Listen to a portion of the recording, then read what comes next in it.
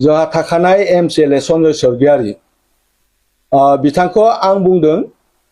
जे बिथांखौ जोंनो नाङा नाङिनि कारन बहुत दङ प्रमोद बर' सरकारखौ बिथाङा फार्स्ट केस होदों UPL सरकारखौ केस होदों बिथाङा बिनि उनाव बिथाङा UPL निफ्राय रिजाइन होदों रिजाइनेसन लेटार नैबे बिथाङा रिजाइन होदों आरो बिनि उनाव बिथाङा गोबां रायजो राजाखौ बिथाङा दुखु होदों दिनैनि तारिखसिम बिथाङा रायजो राजाखौ अनसायनो रोङाखै रायजो राजाया बिनि न'आव थाङोब्ला रायजो राजाखौ रायना हरनाय धुमकि होनाय सोरखौबा बिथाङा सैमा सोंहोनानै अरहोनाय बेबायदि गोबां मानसि बेबायदिनो रायनाय बुनो नागिरनाय धमकि होनाय बेबायदि बिथांनि सभाबा बेनिखायनो जों दिनैनि तारिखआव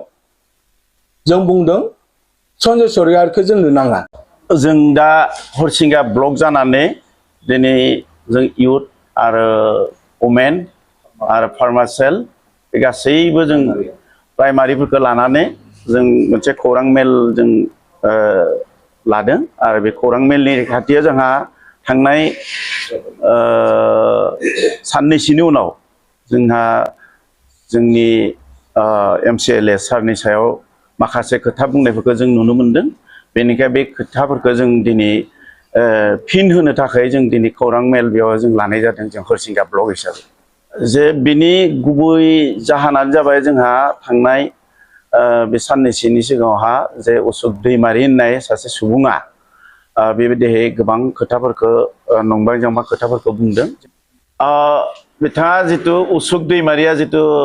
अजुहात जितु होनायमोन जितु जोंहा सन्जय सरगियारिनि सायाव बिथाङा जाहैबाय जोंनि सन्जय सरगियारिखौ गोबां नंबां जांबां खोथाफोरखौ बुंदों जेनेबा बिथाङा जेबो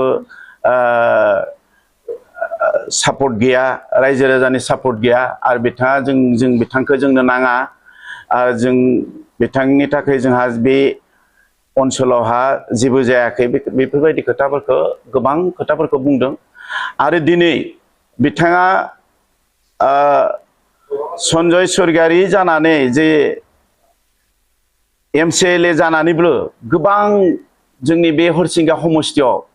खामानिफोरखौ बिथाङा लाबोबाय जेरै जों नुनो मोनदों आम्बागाव पारामेडिकेल स्टेशनफोरखौ जों लाबोनाय नुदों आरो बेबायदिनो NITV जानो थांगासिनो दङ सारा बुंगासिनो दङ आरो बेबायदिनो गोबां खामानिफोर जादों जोंहा जेरावहा जोंहा लामा दै दलंफोर गैयामोन बेफोराव दलंफोर होदों बेफोरबायदि जों नुनो मोनदों दा बेनिखाय दिनै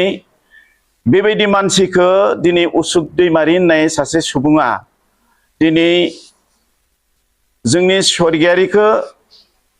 माब्रैहाय बुंनो हाखो आरो बेखौनो जों सानना लादों जोंनिफ्राय जोङो बिथाङा सासे हारिखौ मोजां मोनग्राब्ला बिथाङा मोजाङैसो खोथाफोरखौ जोंनो परामर्शफोरखौ होनांगौमोन दा बिथाङा जुदि सासे हारि मोजां मोनग्रा मानसिमोनब्ला दिनै बेबायदि नंबा जांबा खोथाफोरखौ मानो बुंनांगौ जों बेबायदि बिथांखौ जों प्रश्न खालामदों आरो बेनिखायनो जों फोथायदों आरो मिथिदों जों सन्जय सरगियारि जानानै जों बुंदों जे जोंनो बिथाङा गोबां खस्थ' खालामबाय बिथाङा गोबां हाग्रा बंग्रायाव थानानै बेबायदि जे बिथाङाबो सासे बिटिआरखौ सक्तिकारि हिसाबै बिथाङाबो सक्तिकारि आरो बिथाङाबो बेनिखायनो दिनै रायजो राजाफोरा बिदों दोङो जों बेखौ मिथिना मोनदों आरो लोगोसे जे उसुकआ जे बेखौ बुंदों जे 80% जे रायजो राजाफोरा गैया बे खोथाखौ बिथाङा बहा मिथिखो बिथाङा बे आम्बागाव बा माहाबा जनानै थानानै बेखौ नागिरबा 80% रायजोफोर गैया होनना बुंबा बेखौ मिथिया जों दिनै ब्लक जानानै प्राइमारि जानानै आरो इउथ सेल वमेनफोर जानानै जों माखासे जोङो जि 10 माह जों जाबाय हाबबाय थानाया रायजो राजानि सिगाङाव आरो बे मथे जोंहा जथेस्थ' जोङो हरसिंगा ब्लक बा हरसिंगा समस्ति हिसाबै जथेस्थ' मोजां जोंहा बेखौ जों बुंदों आं ब्लक आफादगिरि जानानै आं बुंदों जे दिनै बिथाङा साननो हागौ मबबा जायगायाव जनानै बेफोर रिपर्टफोरखौ माहा लादों सोरबाया हयथ' बिथांनो मा रिपर्ट होदों जों बेखौ मिथिया बिथाङा जुदि डिटेल्सखौ मिथियाब्ला जा माने हरसिंगा समस्तिनि खोथाफोरखौ जुदि डिटेल्स किसुमान खोथाफोरखौ मिथियाब्ला किसु खोथाफोरखौ बुंनो थाखाय आं बिथांखौ खावलायदों जे बेफोर बाथ्रानिफ्राय बुंनायनिफ्राय जाहाथे गोजानाव थायो बेखौ आं खावलायदों उसुक दैमारिखौ। आरो लोगोसे बेबायदिनो गोबां खोथाफोरखौ बुंदों सन्जय सरगियारिनि सायाव। बिथाङा बुंदों जे बबेयावबा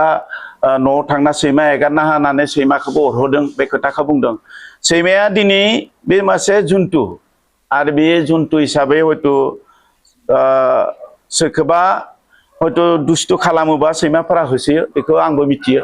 आरो सोरबाया जुदि एदावोब्ला बेखौ बे सैमाफोरा आक्रमण खालामो जों बेखौ मिथियो। खिन्थु बेबायदि जोंबोथ' दा सारनियाव थाङो बेबायदि सैमा अरग्राथ' बिथांनि न'आव गैया जों नुनायाव। दा बिथाङा बुंदों जे उसुकआ माने सैमाखौ एगारना होनानै सैमाखौ मानो सैमाखौबो एगारना होनानै मानसिखौ अरहोयो बे खोथाखौ बुंदों। आरो गोबां खोथा बुंदों जे बिथांनि न'आव थांब्ला माखासे रायजो राजाफोरा थाङोब्ला रायना हरनाय बे खोथाफोरखौ बुंदों जों नुनो मोन्दों ससियेल मिडियायाव उसुकनिफ्राय। जों बेखौथ' दिनै रायजोफोरा बिथांनि न'आव जायफोर थांदों बिथांमोनाथ' मिथिगौ। आरो बिथांमोना जों थानाय समाव जिफोरखौ जों लोगो मोन्दों बिथांमोना जथेस्थ' मोजाङैसो बिथांमोनजों सावरायना हरदों आरो मोजां खोथाफोरखौ जों नुनो मोन्दों। बेनिखाय जों सानदों बे उसुक बुंनाय खोथाफोरा मिसा होननानै आं आफादगिरि जानानै बे खोथाखौ बुंनाय जादों। आरो दिनै उसुक दैमारिया जोंनि स्टेन्डिं जिथु थाखानाय MCLA बिथांखौ डाइरेक्टनो बिथाङा बुंदों जे नाङा। आरो बिथांखौ जों बा नाङा होननानै बिथाङा बुंदों उसुक दैमारिया। दा बेनिखायनो जों साननो गोनां जादों उसुक दैमारिया जे डाइरेक्टयै जे बिथांखौ नाकस खालामदों जे बिथांखौ नाङा होननानै MCLA थाखानाय सत्तेयावबो दासिमबो दोङो बिहा जोबाखै। जिहेतु दाबो बे जोबनि सिगाङावबो बिथाङा नाङा होननानै दिनै ससियेल मिडियायावहा बिथाङा बुंबाय। दा बेखौ जों साननानै मोनदांदों बा मिथिनो लुगैदों उसुक नोंथाङा गावनिफ्राय साननानैसो बे खोथाखौ बुंखो ना सोरबाया नोंखौ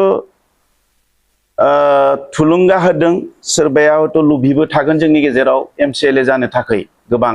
टिकेट नागिरग्राफोरनि गोबां मुंफोर बेयाव हरनाय जादों। दा बे मुंफोरनि लानानै सोरबा सासे सानैया नोंथांखौ बेबायदि थुलुंगाफोर होदों नामा बुंनो थाखाय? आं बेखौ उसुक नोंखौ डाइरेक्टलि आं सोंदों